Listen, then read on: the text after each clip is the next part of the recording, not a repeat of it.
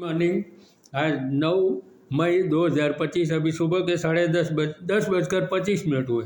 अभी मैं आपको 1949 में आई फिल्म दुलारी का गीत सुनाऊंगा जो लता मंगेशकर ने गाया था। फिल्म में मधुबाला थी, गीता बाली थी और ये दोनों मेरी फेवरेट हीरोइन थी। और श्याम कुमार हीरो था, वो इतना ज़्यादा फेमस नहीं हुआ। और संगीत नौशाद का था और नौशाद को मैं पसंद नहीं करता क्योंकि जो किशोर कुमार का दुश्मन वो मेरा दुश्मन।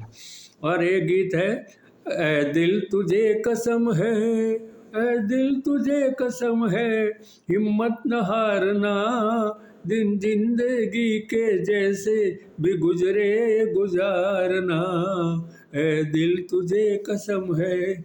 और ये इसके साथ मेरे वीडियो 705 होंगे और ऑडियो तो 561 है, सीडी बनाई, अब उसका ज़माना नहीं।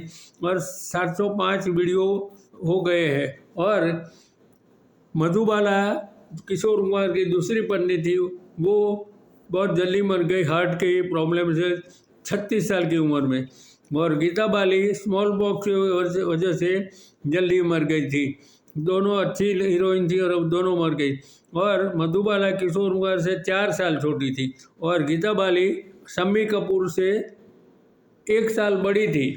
और गीता बाली के गुजर जाने के बाद शम्मी कपूर ने भावनगर की राजकुमारी नीला कुमारी से शादी की थी।